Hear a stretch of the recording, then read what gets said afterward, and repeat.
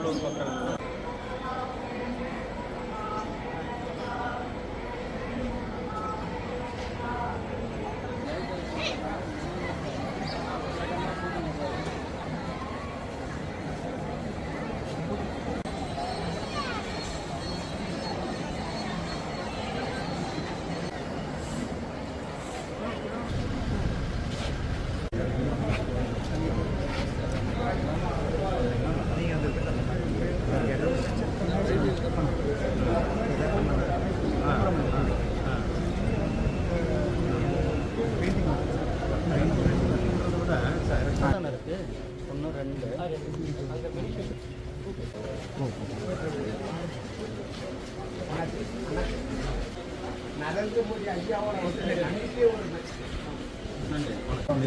ஒரு நிமிஷம்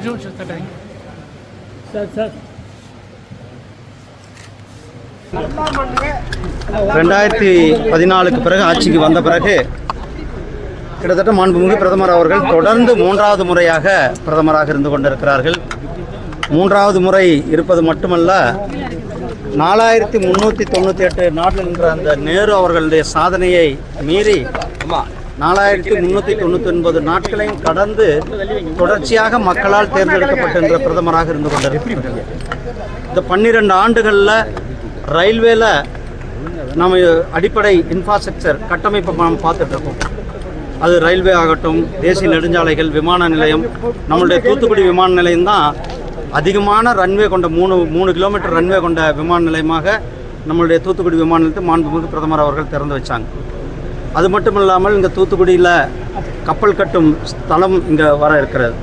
அதே போல் இங்கே ரயில்வே கிட்டத்தட்ட 77 ரயில் நிலையங்கள் தமிழ்நாட்டில் அமிர்த் பாரத் என்று சொல்லக்கூடிய ரயில் நிலையங்களில் அந்த ரயில் நிலையங்கள்லாம் சொல்லி எடுத்து அதை மேம்படுத்துகின்ற திட்டத்தை நாம் நிறைவேற்றி கொண்டிருக்கோம். சென்னை எழும்பூரில் ரயில் நிலையம் மட்டுமே கிட்டத்தட்ட 800 கோடி ரூபாய் செலவில் வேலை நடக்குது.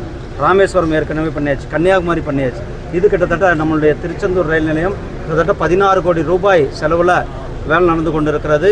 பயணிகளுக்கான வசதிகளை நம்ம செய்யும்போது அந்த பகுதியினுடைய தன்மையை பிரதிபலிக்கும் விதமாக, குறிப்பாக நம்மளுடைய திருச்செந்தூர் கோயில், இந்த கோயிலினுடைய சிற்பங்கள், இந்த கோயிலை பிரதிபலிக்கும் விதமாக எப்படி நம்ம திருச்சிராப்பள்ளி விமான நிலையத்தை பார்த்திங்கன்னா ஸ்ரீரங்கத்தை ரிஃப்ளெக்ட் பண்ணுற மாதிரி நம்ம அங்கே அந்த விமான நிலையத்தை வடிவமைச்சிருக்கிறோம். அது மாதிரி நம்மளோட உள்ளூர் கலைகளை, உள்ளூரினுடைய தன்மையை பிரதிபலிக்கின்ற ரயில் நிலையங்களை எல்லாம், விமான நிலையங்கள்லாம் நாம் வடிவமைத்து கொண்டிருக்கின்றோம். இங்கிருந்து இன்றைக்கு மக்களினுடைய கோரிக்கை அதிகமாக சென்னைக்கு இன்னும் கூடுதலாக ஒரு ரயில் வேணும் என்பது, அதே மாதிரி கோயம்புத்தூருக்கு ஒரு ரயில் வேணும் என்பது, ஏற்கனவே இங்கே ஒரு வந்தே பாரத் ரயில் கொடுக்கலாமா என்ற பரிசீலனை ரயில்வே போர்டில் பரிசீலனை பண்ணி கொண்டு இருக்கிறாங்க. அப்படி வரும்பொழுது இன்னும் அதிகமான பக்தர்கள் இங்கே ஒரு நாளைக்கு கிட்டத்தட்ட 40,000-50,000 பக்தர்கள் வந்து கொண்டிருக்கிறார்கள். அந்த பக்தர்களுடைய தேவைகளை பூர்த்தி செய்வதற்கான ஒரு அடிப்படை சர்வேவும் நான் இன்றைக்கி பண்ண சொல்லியிருக்கோம்.